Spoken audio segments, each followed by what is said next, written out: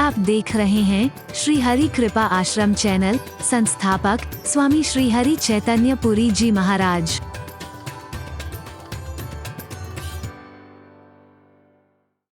चल भगवान, वाह मेरे प्रभु, कितनी बड़ी बात कह दी। शरणागत कहूं जे तजहि निज अनहित अनुमान, तेनर पामर पाप में तिनहि विलोकत।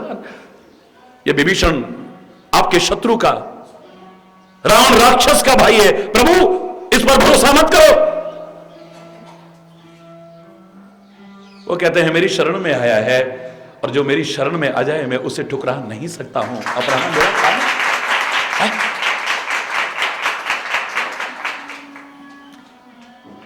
हरि बोलना। कई बार ऐसा हो जाता है कि कभी कभी गेंद को भी, किसी को भी प्रभु खुद धकेल देते हैं इसमें। हरि बोलना। अपने कर्मों से जो धकेला जाता है इस गंदगी में, कीचड़ में, उसकी तो पता नहीं क्या दुर्दशा होती है। लेकिन प्रभु इस समाज को सही करने के लिए कई बार संतों को भी भेजते हैं, महापुरुषों को भी भेजते हैं, दिव्य आत्माओं को भी भेजते हैं, खुद भी अवतार लेके आ जाते हैं। तो अगर वो काली देह जैसे जहरीले पानी में किसी को भेज भी दिया है तो जहर भी दूर करेंगे, और उसको फिर वापस भी लाना उन्हीं का काम है। उबारना उनका काम है, फिर तारना उनका काम है। दूर करना उनका उद्देश्य, दूर करना नहीं। उस गेंद को दूर करने के बहाने काली दवा में जो जहर फैला हुआ था उसे दूर किया है। हरि बोलना। उसको तो फिर वापस ले आए, जाएगा कहां? शरण में आया हुआ कहीं नहीं जा सकता। हरि बोलना। और से बोलना। अपने आश्रित में अगर कभी कोई कमी आ भी जाए, अगर कभी आती नहीं, कभी आ भी जाए, तो उसे परमात्मा खुद साफ करके अपने लायक बनाते हैं। मैंने तो एक बार एक भावनात्मक प्रसंग सुनाया था। है प्रामाणिक मानस से मिलता हुआ ही है। धूसर धूरी भरे तनु आए, भूपति विहस गोद बैठाए। श्री राम धूल में, मिट्टी में, कीचड़ में सने हुए आए, और भरत जी, महाराजा दशरथ ने अपनी गोदी में बिठा लिया उन्हें। हरि बोलना। ये चौपाई रामायण में मिलती है, मानस में मिलती है। लेकिन मैं जब इसे गाते गाते भावनाओं के जगत में खोया तो मेरे सामने एक बड़ा सुंदर दृश्य आया। वो दृश्य मैं आपको बताए बिना नहीं रहूंगा। हरि बोलना। तुम भी उसमें झूमना थोड़ी देर, घूमना थोड़ी देर। राम कहने लगे मैं बड़ा साफ सुथरा रहता हूं ना, बड़े सुंदर सुंदर कपड़े पहनता हूं ना, बड़ा ठुमक ठुमक करके चलता हूं ना, बड़ी सुंदर किलकारियां भरता हूं ना, तभी सबको अच्छा लगता हूं।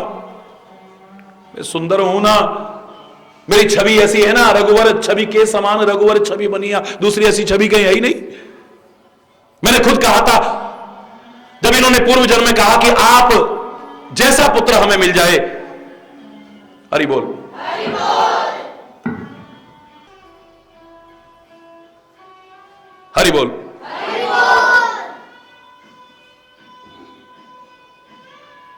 बड़ा सुंदर सुंदर रहता हूं ना मैं, ये शायद तभी मेरे को इतना प्यार करते हैं। बड़ा साफ सुथरा रहता हूं ना मैं, नो नो नो नो, सुंदर सुंदर बन के तभी मेरे को प्यार करते हैं। अगर मैं गंदा हो जाऊं तो फिर देखता हूं मुझसे प्यार करते हैं नहीं। हरि बोल। प्रभु के मन में आया, प्रभु के मन में, मेरे परमात्मा के मन में आया। एक बार मैं गंदा होके देखता हूं, फिर देखता हूं इनका प्यार खत्म हो जाता है या और बढ़ता है। ये वैसे ही प्यार करते हैं मुझसे, ठुमुक ठुमुक करके चलते चलते अचानक सबकी नजरें बचा करके दहलीज को पार कर दिया और महलों के बाहर निकल गए।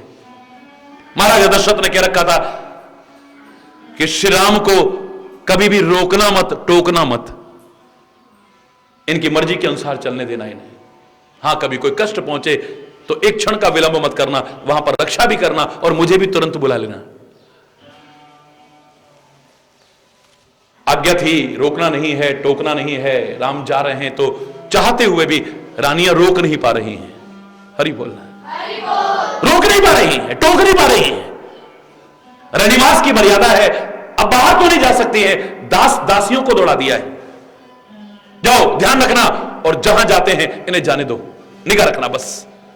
दास और दासियां निगाह दौड़ा रहे हैं। श्री राम चलते चलते चलते चलते चलते चलते, कहते हैं कि गली में, जिस अयोध्या में कहते नालियों में भी सुगंधित द्रव्य बहते थे रामायण के अनुसार, हरि बोल, वहां पर एक जगह पर देखा कीचड़, धूल, मिट्टी, बस वहां बैठ गए। और खाली बैठे नहीं, धूल को, मिट्टी को, कीचड़ को कभी अपने मुंह पे लगाते हैं, कभी अपने कपड़ों पे लगाते हैं, कभी अपने पैरों में लगाते हैं, कभी अपने हाथों में लगाते हैं, कभी सिर पे लगाते हैं। पूरा शरीर भर लिया है, दूसर धूरी भरे तना आए, हरि बोल, पूरे शरीर को ढक लिया है, कीचड़ लगा ली, मिट्टी लगा ली, धूल लगा ली है बुरी तरह से। इनमें कोई कीटाणु हो, इन्हें नुकसान पहुंचा जाए, कुछ अनुचित ना हो जाए, इसलिए कुछ दास और दासी उन पर निगाह रखते रहे और कुछ दौड़े सीधे महाराज के दरबार में।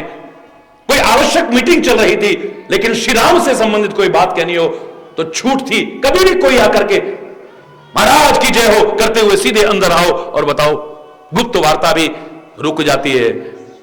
महाराज की जय हो, कहो सेवको क्या बात है? श्री राम, क्या हुआ मेरे राम को? श्री राम, अरे क्या हुआ राम को? बोले स्वामी हमसे बताया नहीं, जरा आप चल करके देखो ना, बड़ी आशंका में गिरे, कहां मुकुट गिरा है, कहां पर राजसी वस्त्रों का कोई होश नहीं।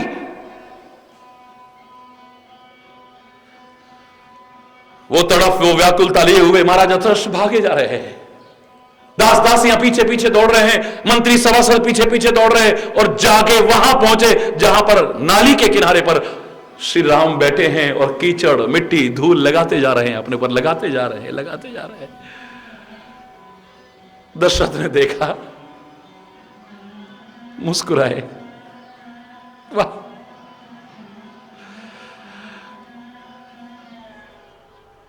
वाह।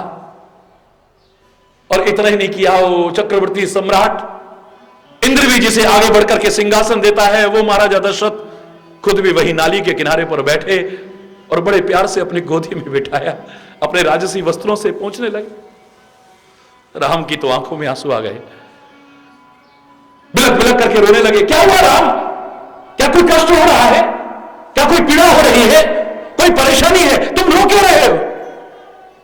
पिताश्री मेरे अपराध को क्षमा कर दो पिताश्री, मुझसे बहुत भारी अपराध हुआ है पिताश्री। क्या हुआ बेटा? मुझे बताने में भी शर्म आ रही है, मैंने आपके प्यार पर संदेह किया है पिताश्री। आप मुझसे कितना प्यार करते हैं, और मैंने सोचा मैं बड़ा सुंदर लगता हूं ना, बड़ा अच्छा लगता हूं, तभी आप मुझसे प्यार करते हो। मेरे मन में आया एक बार गंदा बन के देखता हूं, ये फिर भी मुझसे नफरत तो नहीं करते कहीं, फिर भी मुझसे प्यार करते हैं। हे पिताश्री, धन्य आपका प्यार, जैसे आप सुंदर मेरे को देखने पर प्यार करते थे, उससे भी कहीं ज्यादा जब मैं गंदा बन करके आया, आपने अपने आंचल में मुझे बिठाया, अपने उन राजसी कीमती वस्त्रों से मेरा मुख पहुंचा, मुझे चूमा, मुझे पुचकारा।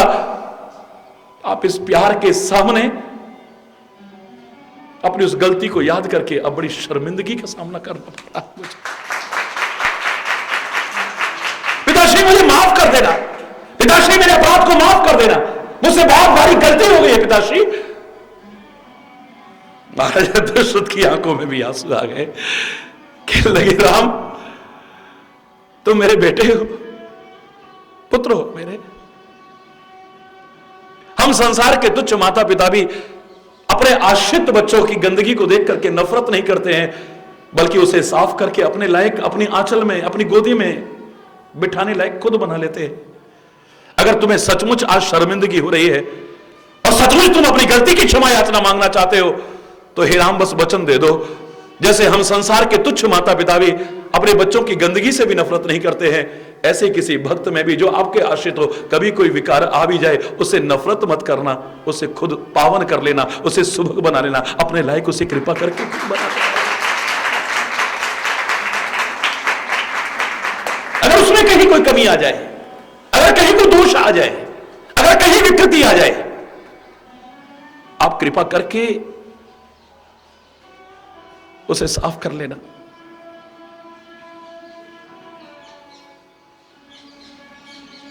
अच्छी भावना बना करके इस उदाहरण को देखिएगा कि गौ अपने बछड़े के मुख को नहीं चाटती है, गंदगी को चाटती है। उसके मुख को नहीं चाटती है, प्यारे प्यारे मुख को, गंदगी को चाटती। बता रहे हैं कि कितना दिव्य उदाहरण, साफ कर देती है, साफ। मां बाप अपने बच्चों से चाहे कितनी बार भी गंदगी करे, कभी उन्हें झुंझलाहट नहीं होती है। वही बच्चे जब मां बाप बुढ़े हो जाते हैं, कभी एक बार भी गंदगी कर दें तो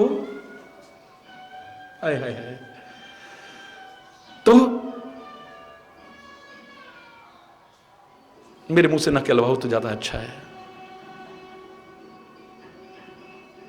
भगवान ना करे उनकी ये दशा हो जाए, सबको बाहर लगने लग जाते हैं। फिर वो भगवान इन्हें उठा लो, अब बड़ा कष्ट उठा रहे हैं, वो कष्ट उठा रहे हैं अपनी जगह, लेकिन लगता है कि हम लोग भी अब कष्ट उठाने लग गए हैं उनकी वजह से, जिन्होंने हमारे लिए इतने कष्ट उठाए थे।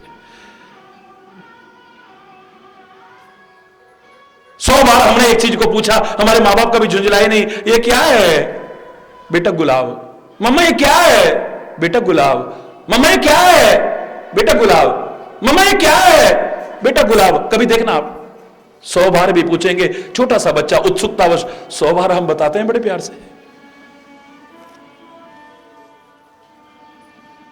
बर्रे बालक एक स्वभाव, बुजुर्ग और बच्चे एक जैसे हो जाते हैं। अब बुजुर्ग की मति ऐसी हो चुकी है, अब उसने एक बार भी पूछ लिया कि ये क्या है, क्यों इतना भी नहीं पता तुमको? इतना भी नहीं पता तुमको? क्या जवाब होता है हमारा, देख लो जरा। जिन्होंने हमारा इतना भार उठाया, अब वो बुजुर्ग हो गए तो हमें भार लगने लगते हैं। बोलो अरे बोल। वरना मां बाप ने कभी नफरत नहीं की है अपने आश्रित बच्चों के। हां, बड़ा बच्चा करेगा, उनकी गोदी में तो क्या, उनके मुंह पर तो क्या, छोटा बच्चा तो मुंह पे भी गंदगी कर दे तब भी नफरत नहीं होगी, गोदी में कर दे तब नफरत नहीं होगी, हाथों में कर दे तो अपने हाथों से बल्कि हाथ भी साफ करेंगे और उनको भी साफ करेंगे। वही बड़ा बच्चा हाथ में और गोदी में तो, मुंह पर तो क्या, आंगन में भी करेगा तो थप्पड़ मारेंगे। तेरे को शर्म नहीं आती? इतना बड़ा हो गया, ये जगह है गंदगी करने की? क्योंकि अब तेरी जिम्मेदारी होती है। और अधिकांश लोग ऐसे हैं जो उसके आश्रित नहीं, भक्त बनकर के, सच्चे भक्त बनकर के, उसके नन्हे बालक नहीं। कोई जाति के अहंकार में डूबा हुआ है, कोई धन के अहंकार में डूबा हुआ है, कोई ताकत के अहंकार में डूबा हुआ है, कोई ज्ञान के अहंकार में डूबा हुआ है, कोई तपस्या के अहंकार में डूबा हुआ है, कोई पद के अहंकार में, कोई किसी अहंकार में, कोई किसी अहंकार में है, तो फिर भी भगवान का बच्चा। लेकिन अब ये बड़ा हो गया है, हरि बोलना, बड़ा हो गया है। अब प्रभु उतना ध्यान नहीं रखते। अब तुम्हारी जिम्मेदारी है, अगर तुम्हारे अंदर अवगुण आता है तो उसे दूर करो।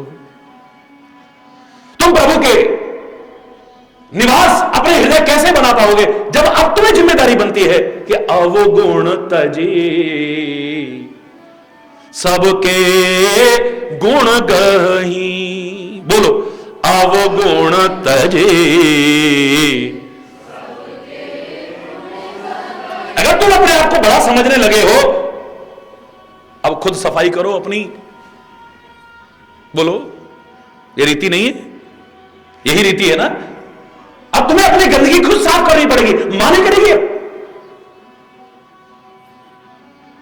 यहां तक कि अपने कपड़े भी खुद साफ करो। हरि बोलना।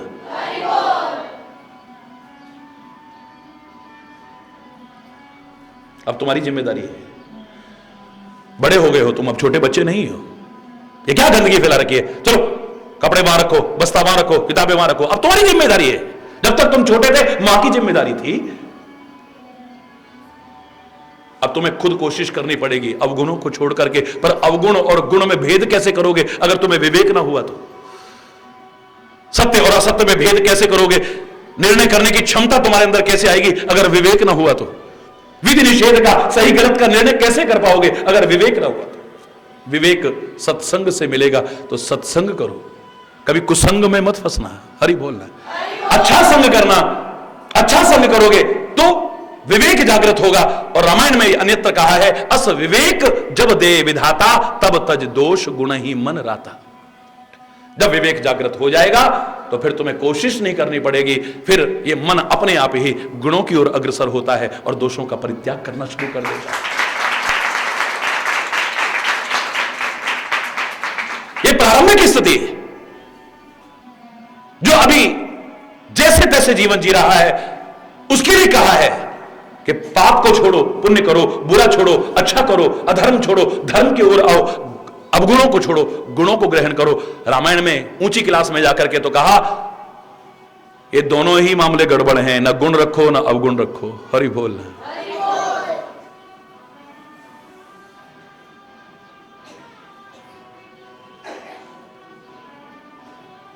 गुण यह है उभय न देखे ही, देखे ही सो अविवेक है?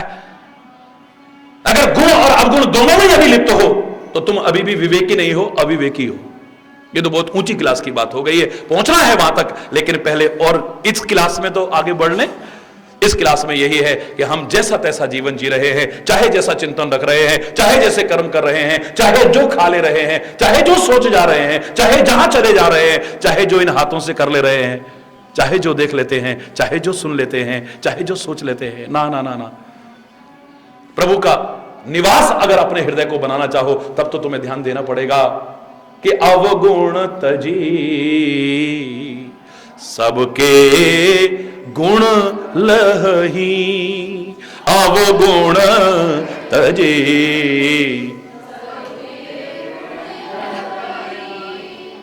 अब कई बार क्या होता है कि हमें पता ही नहीं चलता है हमारे में अवगुण है, हमारे अंदर दोष हैं, हमारे अंदर बुराइयां हैं, हमारे अंदर विकृतियां हैं, हमारे अंदर कमियां हैं, पता ही नहीं चलता। कोई कहेगा अगर हमारे अंदर होंगी कमियां हमें पता नहीं चलेगा क्या? ये कैसे हो सकता है? हमारे अंदर कोई चीज हमें पता रहता है? नहीं रहता है, नहीं रहता है। हमारे अंदर कमियां हैं, विकृतियां हैं, दोष हैं, अवगुण हैं, पर कई बार हमें पता नहीं चलता है। क्यों पता नहीं चलता है? हम उनके नित्य आदी हो चुके हैं। बुरा मत मानना, अब तुम्हें अपनी कमियां भी कमियां नहीं लगती हैं, उन पर नाज महसूस करते हो।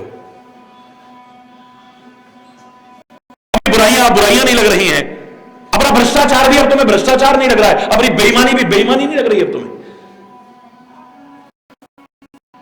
कन्या पक्ष के लोग आए, बेटा क्या कमाता है? आपके बेटे को देखने, तनख्वाह तो 5,000 है, पर ऊपर के बहुत बन जाते हैं। हरि बोलना।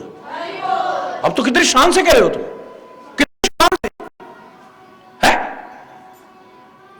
इतना सियाना है जी, इतना सियाना, 10,000 की चीज को 25-30,000 में, ग्राहक को बस हरि बोल रहा। कितनी शान से कहते हो, कितनी शान से। वाह बेटा, हम तो सारा जीवन बेचते रहे, इसमें 20 रुपए मुनाफा आता था बोरी में, और तूने 200। वाह, पीठ थपथपाते उसकी, क्या बात है।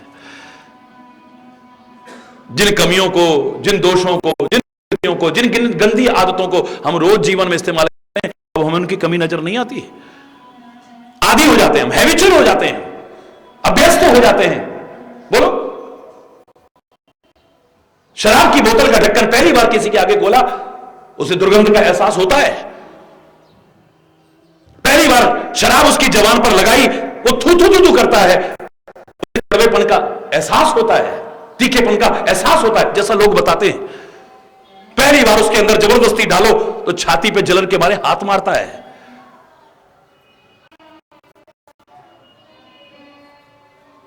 लेकिन वही आदमी अगर रोज पीता रहे तो नाक मुंह सिकोड़ता है, थू थू थू थू करता है, छाती के मारे जलन पे हाथ मारता है। अब तो शरीर बर्बाद हो जाए, घर की शांति बर्बाद हो जाए, इज्जत बर्बाद हो जाए, चरित्र बर्बाद हो जाए, सब कुछ बर्बाद हो जाए, तो भी उसे उसमें कोई कमी नहीं, अच्छाइयां ही अच्छाइयां नजर आती है। बहाना बनाता है, वैसे में नहीं, आज जरा खुश था इसलिए लगा लिया। हरि बोलना। आज जरा मूड खराब था इसलिए लगा लिया। अरे दो ही तो चीज होती है, खुशी या गम। अब दो तो बची कौन सी जगह? हरि बोलना। वो बीच वाली कौन सी स्थिति और रह गई फिर है?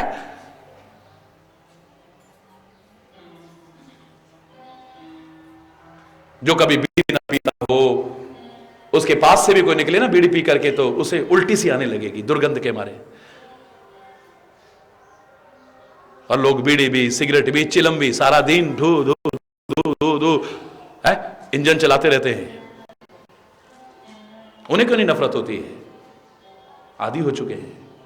उनके साथ रहने वालों को भी पहले बुरा लगता था, अब नहीं, क्योंकि उसके, जोर से बोलो ना, जिस हम आदी हो जाते हैं उसकी कमियां नजर नहीं आती हैं, उसके दोष नजर नहीं आते हैं। पहाड़ी इलाके का आदमी जहां अभी बस भी ना पहुंची हो, वहां दिल्ली के रेलवे स्टेशन पे आके रुकना पड़ जाए उसको, रात को सारी रात टक टक टक आएगी नींद, सारी रात चुक चुक चुक चुक चुक चल रही है, उसे नींद आएगी? उसे नींद नहीं आएगी। लेकिन वहां रात दिन रहने वाला जरा सा यूं करता है, बोलना 1 मिनट नहीं बोलता, उसके खराब हो जाते हैं, खड़खड़ खड़खड़ खड़खड़ तो उसके लिए भी हो रही है, लेकिन वो उसका आदी हो चुका है, इसलिए उसको एहसास नहीं होता है उसका।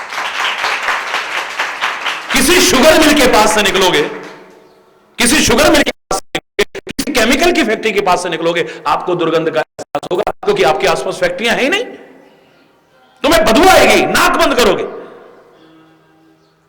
लेकिन उन फैक्ट्रियों में जो काम करते हैं, उसके आसपास रहते हैं, उनको नाक पकड़े देखा तुम? क्यों? उनके लिए फैक्ट्री खुशबू छोड़ती है क्या? है? छोड़ती तो उनके लिए भी दुर्गंध है, लेकिन वो रोज उसके आदी हो चुके हैं, उनको उस गलती का एहसास नहीं। के किनारे से, गंदे नाले के किनारे से हम निकलते हैं, हमारा निकलना भारी हो जाता है।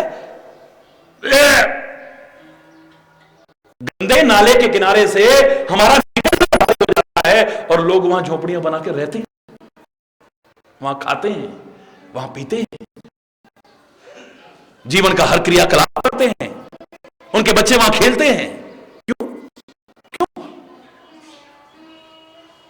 उनको वह रहना मुश्किल क्यों नहीं लग रहा है? क्योंकि वो रोज आदी हो चुके हैं, इसलिए उस गंदगी का एहसास उनको नहीं होता है।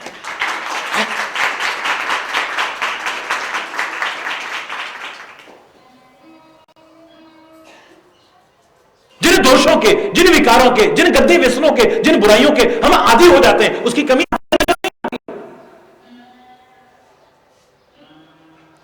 जब तक आदी नहीं थे तब तक शुरू में बुरा लगता था, अब तो अच्छा लगता है, वो गलत भी अच्छा लगता है। हरि बोलना, जोर से बोलो ना। झूठ बोलने के आदी हो जाते हो तो तुम्हें पता लगता है कि तुम झूठ बोल रहे हो। साइकिल पर एक पीपा रख करके कोई ले जा रहा था, कहां जा रहे हो भैया? बोले आटा पिसाने। सामने वाले ने कहा भैया आटा तो पिसाया नहीं जाता। अंधा हो गया क्या? दिख नहीं रहा क्या पीपा पीछे रखा है? अब आटा तो पिसाया, आटे को कौन पिसवाता है? गेहूं पिसवाते हैं, पर रोज कहते हैं, इसलिए हमें पता ही नहीं कि हम झूठ बोल रहे हैं या गलत बोल रहे हैं, हमें पता ही नहीं।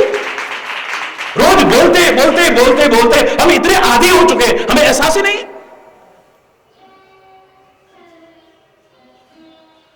कोई समझाने की कोशिश भी करेगा, हमारे समझ में नहीं आएगी बात एकदम से।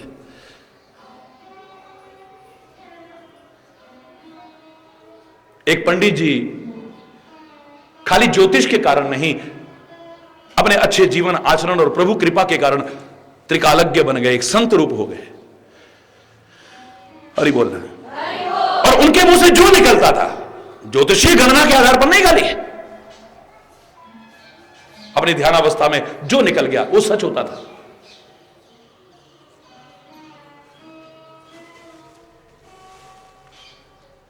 दूर दूर तक प्रसिद्धि थी उनकी, यहां तक कि उनके घर के लोग भी जानते थे इनके मुंह से जो निकल गया वो सही हो जाएगा।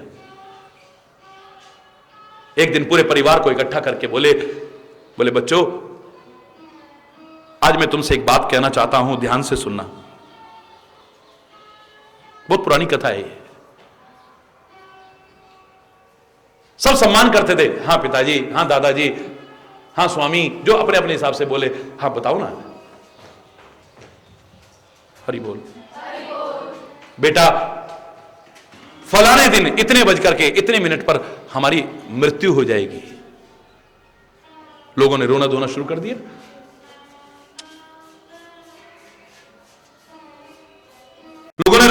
कर दिया, बिलखना ना। बेटा रो मत, बिलखो मत। मैं तुमको कुछ और कहना चाहता हूं, उसे ध्यान से सुनो। ये तो जाना सबने एक दिन, आया है सो जाएगा। राजा रंक फकीर, फर्क इतना है कि एक सिंहासन चढ़ चले, एक बंधे जंजीर। फर्क इतना हो सकता है? कहिए पिताजी। पिताजी बोले बेटा मैंने ईश्वर की कृपा से बहुत अच्छे काम किए हैं, मेरी बहुत अच्छे जीवन की किताब लिखी गई है, पर एक पन्ना थोड़ा गड़बड़ हो गया है। कुछ गलतियां मुझसे जीवन में हो गई, चंद उन गलतियों की वजह से कुछ दिन के लिए शुकर के शरीर में जन्म लेना पड़ेगा। क्या कह रहे हो पिताजी, आप जैसे महान। बेटा मैं बता रहा हूं, विश्वास करो। मैं वही सोच सोच करके परेशान हूं। सुअर तो गंदगी खाता है और मैं सूकर बनूंगा तो गंदगी कैसे? मेरा दिमाग खराब हो रहा है बेटा। हमारे घर में बंदूक है ना बेटा, अगर तुम मुझसे प्यार करते हो ना तो बेटा मुझे पैदा होते ही गोली मार देना। हमें कैसे पता लगेगा पिताजी कहां आपका जन्म हुआ? बोले वो भी मैं बता रहा हूं, मैंने अपने ध्यान में देख लिया है कि उस जगह पर वो ढेर है, वहां पर मेरा जन्म होगा। पर पिताजी शूकर के तो कई कई बच्चे होते हैं, 10-10, 12-12 बच्चे होते हैं, मुझे कैसे पता चलेगा कि आप? बोले बेटा वहां भी मेरे संस्कार दिखाई देंगे। आप देखते हो कई पशुओं के यहां पर ऐसा निशान होता है जैसे तिलक बना हो, अब देखा होगा आपने कई बार। जानवरों के भी कई बार यहां सफेद बाल बीच में ऐसे हैं और ऐसा लग रहा है तिलक हुआ है। तो बोले बेटा वहां भी तुम पहचान कर लोगे, इस तरह का निशान होगा, देख के पहचान जाना। और जैसे देखो ना बेटा मेरे को गोले, मैं कैसे खाऊंगा गंदगी को, कैसे खाऊंगा गंदगी को? और सच में जिस दिन कहा था उस दिन उनकी मृत्यु हो गई। जिस दिन कहा था उस दिन उनकी मृत्यु हो गई। बड़े ध्यान से सुनना। बहुत प्यार करते थे सभी लोग, सम्मान करते थे, रोने में, बिलखने में और सही तरह से क्रियाक्रम करने में, विधि विधान से सारा वो निपटाने में लोगों को ध्यान ही नहीं रहा कि पिताजी ने अपनी कोई अंतिम इच्छा जाहिर की थी। कई सप्ताह बाद अचानक एक बच्चे ने कहा, हाँ आपको याद है? हाँ ये तो हमसे बहुत बड़ी गलती हो गई भाई, एक ही तो अंतिम इच्छा उन्होंने कही थी और हम पूरी नहीं कर पाए। उनकी बात गलत नहीं हो सकती है, देखा तुमने जो टाइम बताया था, जो दिन बताया, उस दिन उनकी मृत्यु हो गई। हाय हमारे पिताजी, हाय हमारे दादाजी, हाय हमारे चाचा जी, हाय हमारे फलाने जी, हाय हमारे वो, हाय मेरे स्वामी। सारा परिवार इकट्ठा हुआ, बंदूक उठाई, गोली भरी, चल दिए उस जगह पर जहां उन्होंने बताया था। और सचमुच वहां क्या देखा, उस कूड़े के ढेर पर एक सूकरी बैठी है और 10-12 बच्चे पास में घूमते हुए गंदगी खा रहे हैं, विष्ठा को खा रहे हैं, मल खा रहे हैं, गंदगी जिसे देख करके भी लोग नफरत करते हैं, वो उसको खा रहे हैं। हमारी आत्मा हमें कभी माफ नहीं कर पाएगी। एक अंतिम इच्छा आपने कही और हम पूरी नहीं कर पाए उसे। कोई बात नहीं, अब देर हो गई तो क्या है, अब हमसे एक क्षण भी नहीं देखा जाएगा गंदगी। ए देखो जरा कौन सा है, कौन सा? ओ ये रे, बिल्कुल पिताजी ने जो कहा था, ये निशान ये रहा। बंदूक उठाई, ट्रैगर दबाने लगे तो कहते हैं उस शूकर के अंदर से आवाज आती है, बेटा मुझे मत मारना, बेटा मुझे मत मारना। मुझे पता नहीं था कि इस गंदगी में भी इतना स्वाद आता है, इतना आनंद आता है। गंदगी को खाते खाते भी जिस गंदगी से आप नफरत करोगे, शूकर के चेहरे पर कभी आपने घृणा का भाव देखा है? वो उसमें भी आनंद मनाता है, क्योंकि खाते खाते खाते वो गंदगी भी उसे अच्छी लगने लगती है। ऐसे जिन दोषों के, जिन अवगुणों के, जिन कमियों के, जिन विकारों के, के, जिन गंदे व्यसनों के हम आदी हो जाते हैं, हमें उनका एहसास नहीं होता। कैसे त्यागेंगे जब हमें पता ही नहीं कि हम गलत कर रहे हैं? है? अरे पता लगने की देर है, 1 सेकंड लगेगा, सेकंड। आप भी जानते हो भारत में, संपूर्ण विश्व में करीब 10 लाख लोग हो चुके हैं जिन्होंने कितने कितने वर्ष हो गए हैं ये शराब को, ये नशे की प्रवृत्ति को एक बार त्यागा है। सत्संग की महिमा मेरी नहीं, या उनके विचार की महिमा मेरी नहीं, उसके बाद द्वारा उधर देखने की भी कोशिश नहीं की है। चंद दुर्भाग्यशाली होंगे जो गुरु शरण में आकर के भी फिर भी अमृत पाकर के भी फिर भी जहर ही लेते रहते हैं। हरि बोलना। बदकिस्मत लोग भी कहेंगे और वो भी कहेंगे, देखा हम प्रभु की शरण में हैं, गुरु की शरण में, फिर भी ये बाधा, फिर भी ये कष्ट। हम ये नहीं देखेंगे कि हमने अपनाया क्या है, क्या अपनी कमियों को दूर किया है, अपनी अच्छाइयों को अपनाया है हमने, है क्या अपने दोषों को दूर किया है हमने। सौभाग्य होते हुए भी दुर्भाग्यशाली बने रहते हैं बहुत से लोग, लेकिन यहां तो लाखों लोगों ने अपने जीवन को संवारा है। पर छोड़ोगे तो तब, चाहे वो गंदी आदतें हों, चाहे वो दोष हों, चाहे वो विकृतियां हों, चाहे वो विकार हों, चाहे कमियां हों, तुम्हें पता तो चले कि ये गलत है, हम जो कर रहे हैं गलत है। तुम तो गलत को भी सही ठहराते हो, क्या बुराई है जी? ये मांस क्यों खाते हो? अरे हम लोग ना हो ना, दुनिया में अकाल पड़ जाएगा। अरे बोल, बड़ी चिंता है तेरे को दुनिया की भाई। अरे जो पत्थरों में रहने वाले कीड़ों का पालन कर रहा है, समुद्र के जीवों का पालन कर रहा है, आकाश में उड़ने वाले जीवों का पालन कर रहा है, सारी दुनिया के चर अचर सबका इंतजाम कर रहा है, तेरे को परेशान होने की जरूरत नहीं है। तुम मांस न खाओगे तो इंतजाम होता रहेगा, कोई भूखा नहीं मरा है। ज्यादा खा के बहुत मरते देखे होंगे, लेकिन कम खा के या भूखे मैंने तो नहीं सुना कभी। हरि बोलना है, जोर से बोलना।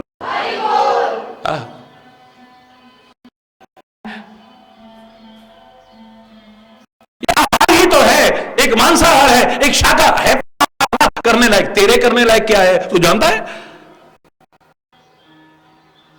कैसे पता चलेगा महाराज? ज्यादा बहस को छोड़ो, जो लप लपा के पानी पीते हैं, सिखा रही है वो मांसाहारी है। शेर लपलपा के पानी पीता है, गीदड़ लपलपा के पानी पीता है, कुत्ता लपलपा के पानी पीता है, बिल्ली लपलपा के पानी पीती है। जितने लपलपा के पानी पीने वाले वो मांसाहारी है। अपवाद को छोड़ देना बेशक,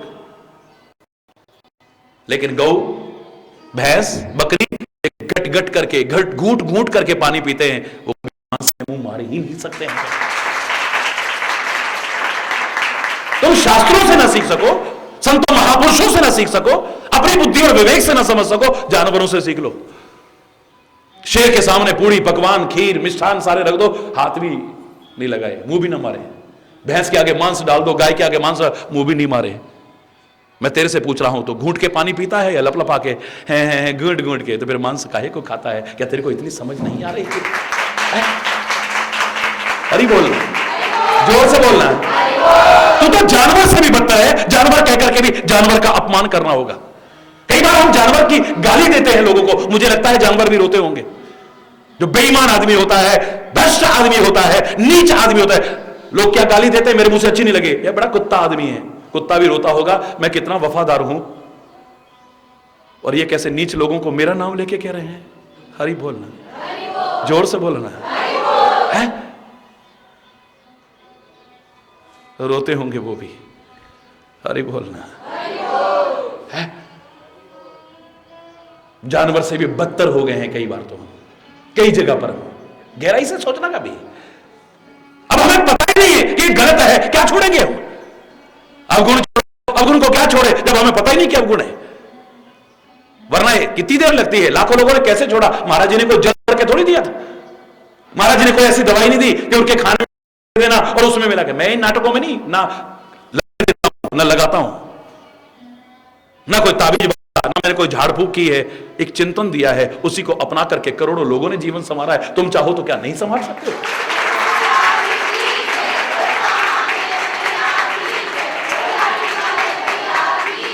संत का एक विचार ही तो देगा ना।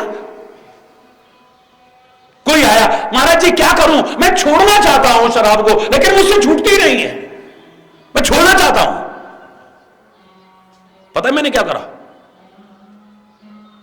पास में खंबा था, मैंने पकड़ लिया ऐसे करके, खंबे छोड़ मुझे, खंबे छोड़ मुझे, खंबे छोड़ मुझे। बोला महाराज जी आपका तो इतना नाम सुना है, आप तो इतने महान पुरुष हैं, इतने विद्वान हैं, सारी दुनिया आपको क्या मानती है, क्या कर रहे हो आप? ये मुझे जोड़ नहीं रहा है, खंबा मुझे जोड़ नहीं रहा, खंबे छोड़। महाराज जी क्या बात कर रहे हो? खंबे को आपने पकड़ा है, खंबे ने, अगर आपने पकड़ा है आप छोड़ सकते हो। मैंने कहा शराब को भी तू पकड़ा है, और जिसको तूने पकड़ा उसे छोड़ सकता है, कौन सी डर लगती है? वाह, ज्ञान सब कुछ है पर अपने लिए नहीं है, औरों के लिए है। आपने खंबा पकड़ा है तो आप छोड़ोगे? महाराज जी खंबा थोड़ी छोड़ेगा आपको। हरि बोलना, जोर से बोलना।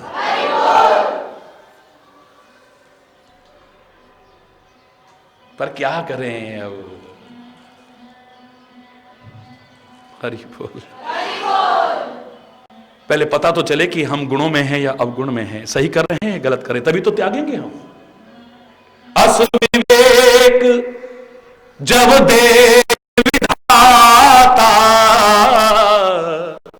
असविवेक जब दे विधाता, तब तज दोष गुण ही मन राता, तब तज दोष गुण ही मन राता।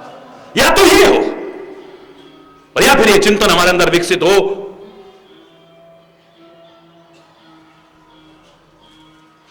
कि हम जो कर रहे हैं इसमें हमारा भला है या बुरा है, इतनी भी सोच आ जाए बस।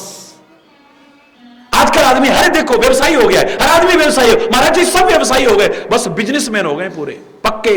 बाप को भी नहीं छोड़ते हैं, बेटे को भी नहीं छोड़ते, भाई को भी नहीं छोड़ते, दोस्त को भी नहीं छोड़ते, यहां तक कि सत्संग भी एक व्यवसाय बन गया है, कथा प्रवचन एक व्यवसाय बन गया है, योग एक व्यवसाय बन गया है, आयुर्वेद व्यवसाय बन गया, हर चीज व्यवसाय हो गई है, हर चीज व्यवसाय। मैंने कहा चेतन के बारे में तो जानते हो? नहीं महाराज जी आप तो नहीं, बिल्कुल भी। हरि बोल। बाकी तो सभी हो गए ना। मैंने कहा तुम हो? बोले हाँ जी। भाई हमारा तो सबका बिजनेस में, हम वो काम नहीं करते जिसमें नुकसान हो, वही करेंगे जिसमें फायदा हो। हरि बोल।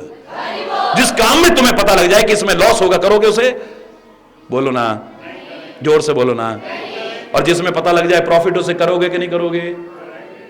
बस इतनी सोच ले लो, सारे अवगुण, सारे दोष, सारे गंदे व्यसन दूर हो जाएंगे। थोड़ी देर सोचो ना, कर रहा हूं इससे मेरे को प्रॉफिट हो रहा है या लॉस हो रहा है? जिस पर गुस्सा कर रहा हूं उस पर फर्क पड़ रहा है या नहीं पड़ रहा है? हो सकता है वो सामने वाला बिल्कुल लापरवाह हो और मस्त हो गया, बोल करे तुम्हारे गुस्से का उस पर फर्क पड़ा ना पड़ा, या रात दिन तुम गुस्सा करते रहे तो तुम्हारे साथ के परिवार हैं इनकी तो आदत है, अभी ठीक हो जाएंगे, नो प्रॉब्लम, बकने दे यार, कोई बात नहीं। तुम्हारे गुस्से का सामने वाले पर फर्क पड़े ना पड़े, लेकिन तुम तो अपना खून जला रहे हो, अपनी तबीयत खराब कर रहे हो। जिस दिन सोच लोगे नहीं करोगे कभी। तुम्हारा तो बीपी बढ़ गया, तुम्हारी तो तबीयत खराब हो गई ना, तुम्हारी तो छाती जल गई ना, तुम्हारा तो खून जला ना। किसी का कुछ बिगड़ा ना बेटा, पहले किसका बिगड़ेगा बोलो? तुम तो व्यवसायी भी बेकार हो, वो काम कर रहे हो जिसमें लॉस हो रहा है। शराब पीते हो, बताओ ना जरा मेरे को, प्रॉफिट बताओ ना। हरि बोलना। तुम घाटे का सौदा करने वाले व्यवसायी उसे समझदार व्यवसायी कहोगे? अरे तेरा शरीर बर्बाद हो रहा है, तेरे घर की शांति बर्बाद हो रही है, तेरा पैसा बर्बाद हो रहा है, तेरी इज्जत बर्बाद हो रही है। सामने चाहे कोई तेरा कितना भी सम्मान करे, पीछे ये कहेंगे वो शराबी है, बड़ा शराबी कबाबी आदमी है। ना बाबा ना, ऐसे घर में बेटी मत देना कभी। हरि बोलना। जो साथ बैठ करके पीते थे, हमारे पैसे की पीते थे, वो पीछे मालूम क्या कहेंगे? जब कोई पूछे ना कि साहब वो हमने अपनी लड़की का संबंध, तुम तो उनके दोस्त हो, बिल्कुल ना करना वहां पे। हरि बोलना। अरे हम तो उसे रात दिन जानते हैं, हमारे साथ का बैठने उठने वाला है यार, उसको तो होश नहीं। घर में जाके रोज कभी टीवी फूटता है तो कभी ये फूटता है, कभी बर्तन फेंकते हैं तो कभी पत्नी को थप्पड़ पड़ते हैं, कभी बच्चे चारपाई के नीचे दुबकते हैं। नरक बना रखा है घर को, नरक। वो तुम्हें शराबी कबाबी कह के तुम्हारी प्रशंसा नहीं करते हैं, खुश मत होना कभी। तुम व्यवसायी हो, अरे मैं कह रहा हूं तुम बिजनेसमैन ही बन जाओ, लेकिन सही बिजनेसमैन बनो। तुमसे कभी जीवन में कोई गलत क्रिया होगी नहीं। अपना लो, वो काम मत करो जिसमें तुम्हारा नुकसान हो रहा है। गुस्सा करके तुम्हें फायदा नहीं मिल रहा है, कलेश करके तुम्हें फायदा नहीं मिल रहा है, नुकसान होता है। लड़ाई झगड़े करके तुम्हारा फायदा नहीं होता है, नुकसान हो रहा है। ये गंदी आदतें अपना करके तुम्हारा फायदा नहीं हो रहा है, नुकसान हो रहा है। जिस दिन तुम्हारी ये सोच भी विकसित हो गई, तुम्हारे अवगुण, तुम्हारे दोष, तुम्हारे विकार, तुम्हारी विकृतियां, तुम्हारी गंदी आदतें एक क्षण में दूर ना हो जाए, तब कहना ना, वरना नहीं होने वाली है। वरना दूर नहीं होगी तो फिर प्रभु का निवास तुम्हारा हृदय कैसे बनेगा? निवास कब बनेगा? जब अवगुण तजी, बोलो, सबके गुण गही, विप्रधेनु हित संकट सही, नीति निपुण जिनके जगली का, जिनके घर तुम्हार, तीन कर मननी का, तीन कर। उनका मन आपके लिए बड़ा सुंदर घर है। प्रभु हरि बोलना, जोर से बोलो ना। जो अपने अवगुणों को त्यागते हैं, अभी तो आधी चौपाई की ही, वो भी पूरी नहीं, थोड़ी सी व्याख्या हुई है। समय नहीं रुकता है।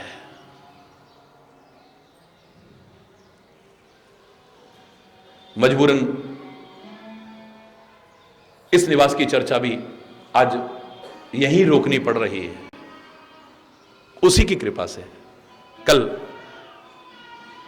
आगे और जो सुंदर भाव उभर करके आएंगे, उससे हम आप सारी दुनिया लाभान्वित हो सकेगी, ऐसा मेरा विश्वास है। यही सोचते हुए कोई गलत शब्द निकला हो उसके लिए क्षमा चाहते हुए अपनी वाणी को विराम दूंगा। एक बार जोर से बोलेंगे, धर्म की, अधर्म का, प्राणियों में, विश्व का, गौ माता की, भारत माता की, गंगा माता की, संत समाज की, भारत की देवियों की, भक्त समाज की,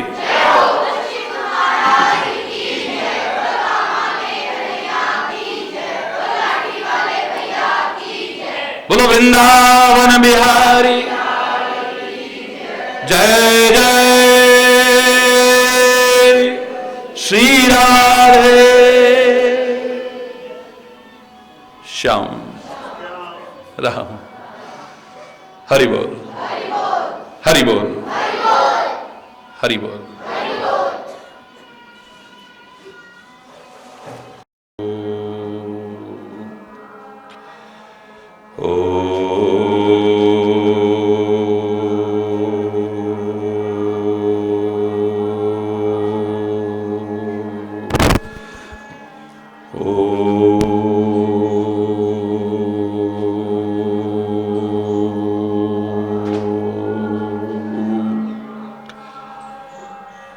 चैतन्य शाश्वतं शांतं व्योमातीतं निरंजनं नादबिन्दुकलातीतं तस्मै श्री गुरुवे नमः, तस्मै श्री गुरुवे नमः। ओम शांति शांति शांति।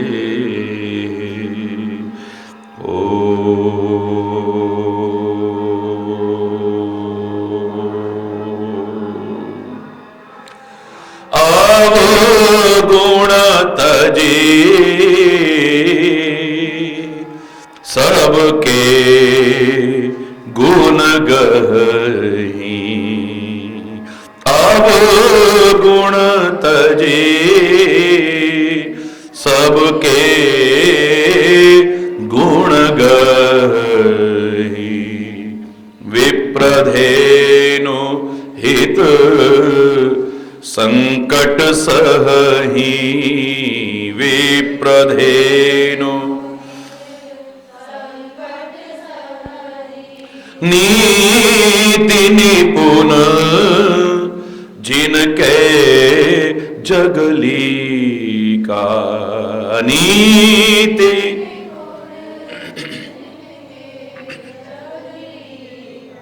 घर तुम्हार उनकर मनटी नीका, घर तुम्हार तिनकर मननी का, अवगुण तजी सबके गुण गही, अवगुण।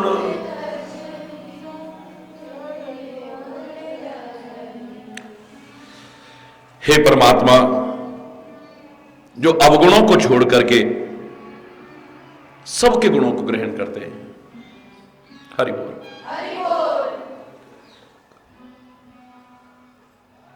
और अवगुण कब परित्याग करेंगे? कब? जब हमें पता तो चले कि ये अवगुण है, ये गुण है, ये सही है, ये गलत है, ये उचित है, ये अनुचित है, विधि निषेध का, हित अनहित का, उचित अनुचित का, सत्य असत्य का निर्णय करने की जो क्षमता है उसे कहते हैं विवेक। जब हमारा विवेक जागृत होता है तब हमें पता लगता है कि ये गुण है, ये अवगुण है, और ये पता चले तभी तो हम अवगुणों को त्याग करके गुण ग्रहण करने की कोशिश करेंगे। हमें पता ही नहीं, हम अपनी गलतियों को गलती ही कई बार स्वीकार नहीं करते, अपने अवगुणों को अवगुण ही कई बार स्वीकार नहीं करते हैं, अपने दोषों को दोष ही मानने को तैयार नहीं है। परिपूर्ण सब पता होने के बाद भी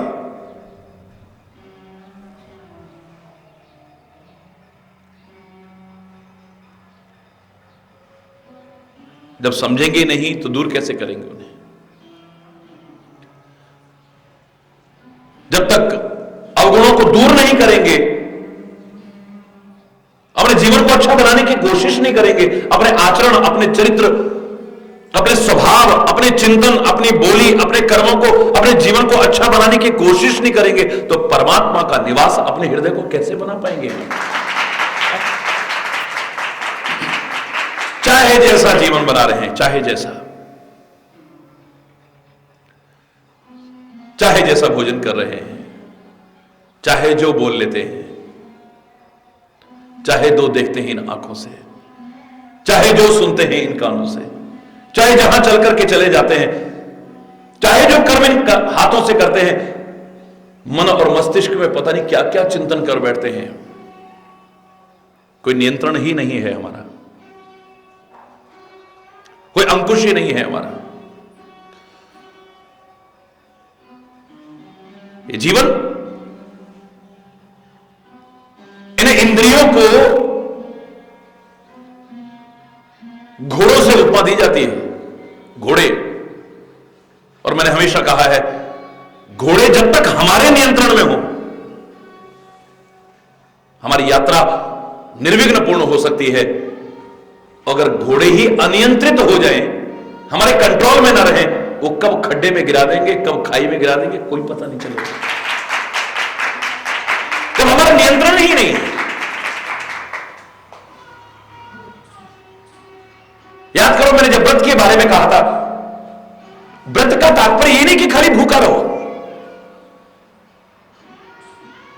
आप उस तरह से भी व्रत करते हैं, मेरा कोई विरोध नहीं, लेकिन व्रत की पूर्णता किसमें है? याद करिए, मैंने क्या कहा था आपसे, एकादशी का व्रत करते हो, बस चावल नहीं खाना है,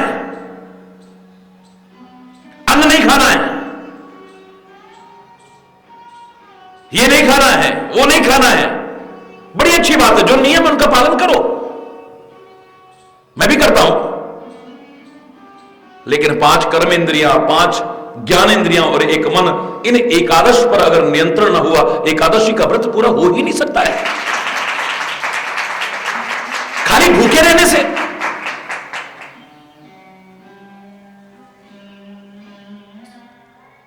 हरगिज नहीं। परमात्मा प्रसन्न हो जाएंगे, हमारा हृदय परमात्मा का निवास बन जाएगा। अधूरे चिंतन को दूर करने की कोशिश करो। आज प्रदोष का व्रत है हमारा, प्रदोष का व्रत कर रहे हो, बड़ी अच्छी बात है, जैसे करते हो बड़ी अच्छी बात है, लेकिन क्या अपने दोषों को दूर किया है तुमने? वरना प्रदोष का व्रत अधूरा है। आज सत्यनारायण का व्रत है हमारा, क्या सत्य बोलना सीखा है तुमने?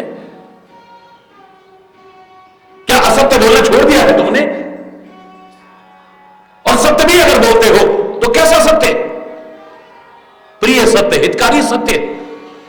अरे बोलना, अगर मधुर और हितकारी सत्य नहीं बोलते हो या सत्य बोलना नहीं सीखा है और असत्य ही बोलते रहते हो तो सत्यनारायण का व्रत भी तुम्हारा अधूरा है। हरि बोल। पूर्णिमा का व्रत है आज हमारा, हरि बोल। पूर्णिमा का व्रत है और वो पूर्ण जो है परमात्मा, क्या उसकी तरफ तुम्हारा झुकाव है? क्या उस पूर्ण की तरफ, जिसे कहते हैं पूर्णमदः पूर्णमिदं पूर्णात् पूर्णमुदच्यते पूर्णस्य पूर्णमादाय पूर्णमेवा अवशिष्यते, जो पूर्ण है पूर्ण रहेगा और पूर्ण में से कितना भी पूर्ण निकल जाए तो पूर्ण रहता है, और पूर्ण में फिर पूर्ण भी आकर के कितना समा जाए तब भी पूर्ण रहता है। उस पूर्ण के प्रति अगर तुम्हारी आस्था नहीं है, झुकाव नहीं है, श्रद्धा नहीं है, लगाव नहीं है, तो पूर्णिमा का व्रत भी तुम्हारा अधूरा है। जीवन को अगर पूर्णता की ओर नहीं ले जा रहे हो, जीवन को अगर पूर्णता की ओर नहीं ले जा रहे हो, तो फिर पूर्णिमा का व्रत, हरि बोलना, जोर से बोलो ना, है? नवरात्रियों का व्रत कर रहे हैं, नवदा भक्ति के क्रम में आगे बढ़े हो, इन 9 द्वारों पर तुम्हारा संयम है। आंखें चाहे जो देख लेती हैं, कान चाहे जो सुन लेते हैं, गलत संगति में बैठ करके भी, गंदे व्यसन वालों के साथ दोस्ती करके उनके साथ बैठ के नाक चाहे जो सूंघ रही है, इस जबान से चाहे जो बोल लेते हो, मन में चाहे जो सोच लेते हो, पैरों से चाहे जहां चल करके जाते हो, अगर तुम्हारा संयम नहीं है तो नवरात्रि का व्रत भी अधूरा है। जो करते हो मेरा कोई विरोध नहीं, वो भी बड़े किस्मत वाले हो जो उतना भी करते हो, तो something is better than nothing, लेकिन उसे भी तुम पूरा कहां करते हो? ये बातें अपनाना तो बहुत दूर की बात है। वो व्रत भी हम काहे को रखते थे? वैज्ञानिक आधार देखें तो एक दिन शरीर की मशीनरी को थोड़ा आराम मिलेगा, शरीर की मशीनरी को आराम मिलता है, उस दिन तो और भी भारी खाते हैं। गरीब का व्रत तो और मुसीबत है, और दिन अगर 5 रुपए खर्चा है तो उस दिन 15 रुपए खर्च होंगे। अब फल भी चाहिए, दूध भी चाहिए, ये भी चाहिए, वो भी चाहिए, है? शरीर की मशीनरी को आराम करना तो दूर, और बल्कि गरिष्ठ भोजन करते हैं। ये कूटू है, ये सिंगाड़ा है, ये फलाना है, ये ढिकाना, पता नहीं क्या क्या उस दिन तो और भारी खा करके क्या आप शरीर की मशीनरी को आराम दे रहे हो? व्रत करने के उद्देश्य क्या हो सकते हैं? हरि बोलना, जोर से बोलना, क्या उद्देश्य हो सकते हैं? पहला उद्देश्य वैज्ञानिक आधार पर देखें तो शरीर की मशीनरी को थोड़ा आराम मिले। शरीर की मशीनरी को आराम नहीं दिया हमने। व्रत करने का दूसरा उद्देश्य अगर देखें तो मुझे नजर आता है कि हमारे आर्थिक बजट पर थोड़ा सा दबाव कम पड़े। एक समय भी अगर भोजन हमने कम किया, परिवार के सदस्यों ने, उतना राशन पानी हमारा बचा। महीने में जितने व्रत हमने किए, लगा लो आप, अगर उतना राशन बचा तो क्या हमारी आर्थिक स्थिति सुदृढ़ नहीं होगी?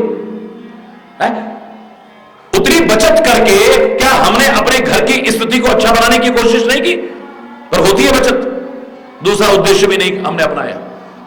तीसरा उद्देश्य क्या था कि अन्न की बचत हो सारे देश में।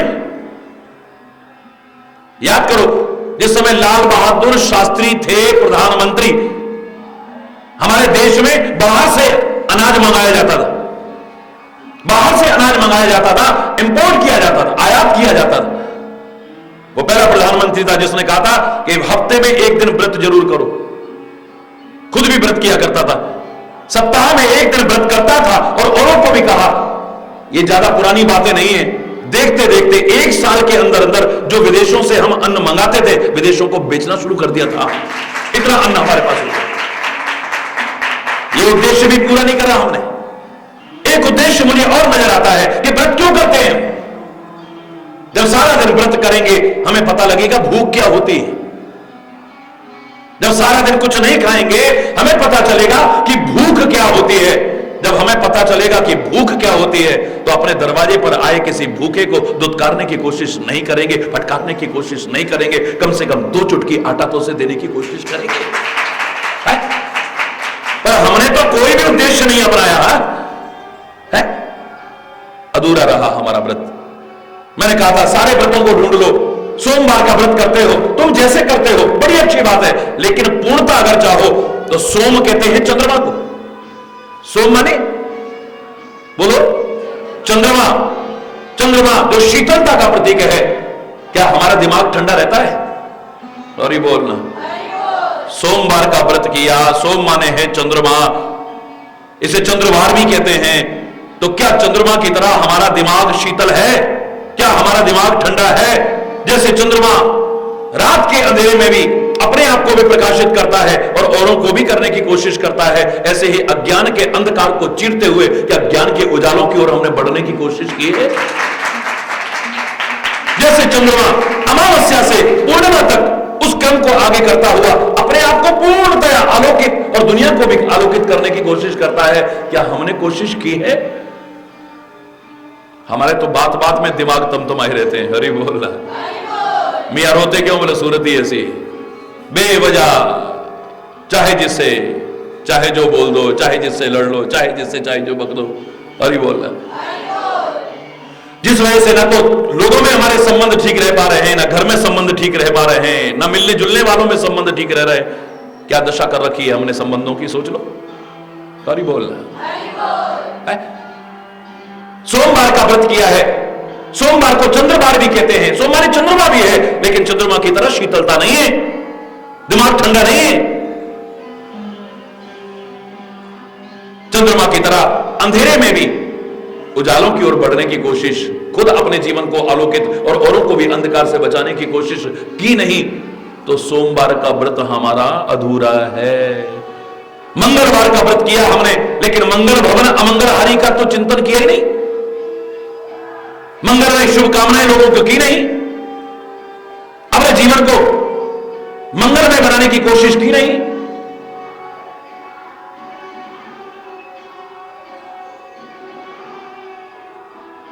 मंगलमय चिंतन किया नहीं है? ऐसा जीवन नहीं बनाया कि तुम जंगल में भी रहते तो वहां मंगल हो जाता, कोशिश की नहीं। मंगलवार का व्रत है, आज हम मीठा खाते हैं, मेरा कोई विरोध नहीं है, तुम जैसे व्रत करते हो करो। अरे मीठा खाते हो तो थोड़ा मीठा बोलना भी तो सीख लो कम से कम, इस कड़वा ही क्यों बोलते रहते हो जवान? परमात्मा से मिलाप, उस संत ने गलत नहीं लिखा था, घूंघट के पट खोल रे तोहे पिया मिलेंगे, घूंघट के पट खोल रे। ये दिमाग पे तेरे पर्दे पड़े हुए हैं, तेरी बुद्धि पर पर्दे पड़े हैं, तेरी आंखों पर पर्दे पड़े हैं, अब तेरे दिल पर पर्दे पड़े हैं, एक बार हटा के तो देख इनको और इस बात को सोच, घट घट में तेरा पीव बसत है, घट घट में तेरा पिया बसत है, कटुक वचन मत बोल रे, कटुक वचन मत बोल रे, कटुक वचन मत बोल रे, तोहे पिया मिलेंगे घूंघट के। अरे बोल रहा, मंगलवार का व्रत है, बड़ी अच्छी बात है, मीठा खाते हो, बड़ी अच्छी बात है, लेकिन साथ में मीठा बोलना भी शुरू कर देते तो और भी अच्छी बात हो जाती है। अरे बोल रहे, बुधवार का व्रत है, गणेश जी की पूजा कर रहे हैं, बुद्धि और विद्या के विधाता और प्रदाता है मेरे गणेश, तो क्या बुद्धि और विद्या के महत्व को स्वीकार किया है हमने? किसी से पूछा कि अकल बड़ी है भैंस, बोले भैंस। अरे बोल, जोर दो बोल रहे, क्या बुद्धि के महत्व को स्वीकार किया हमने? विद्या के महत्व को स्वीकार किया हमने? अपने आप को बुद्धिशाली बनाने की कोशिश की, अपने आप को गुणवान बनाने की कोशिश की हमने? अगर नहीं की है तो बुधवार का व्रत भी अधूरा है। गुरुवार का व्रत किया हमने, अरे बोलना, गुरुवार का व्रत किया है, लेकिन क्या गुरु के बताए रास्ते पर चले? मन के बताए रास्ते पर चलते हो। चाहे आत्मा को गुरु बनाया होता, किसी सच्चे महात्मा को ढोंगी पाखंडी को नहीं, चाहे अपनी आत्मा को गुरु बनाया होता, किसी सच्चे महात्मा को गुरु बनाया होता, या परमात्मा को ही कृष्णम वंदे जगत गुरु, उसको गुरु बनाया होता और उसके बताए रास्ते पर चला होता, तेरे जीवन का उद्धार हो जाता।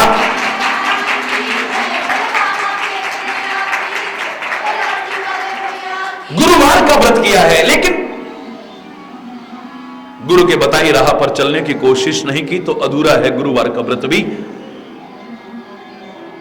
शुक्रवार का व्रत किया है लेकिन कभी उसके शुक्रगुजार हुए तो? ऐ परमात्मा तेरी कितनी कृपा है हमारे ऊपर, उसे बार बार धन्यवाद देने की कोशिश की,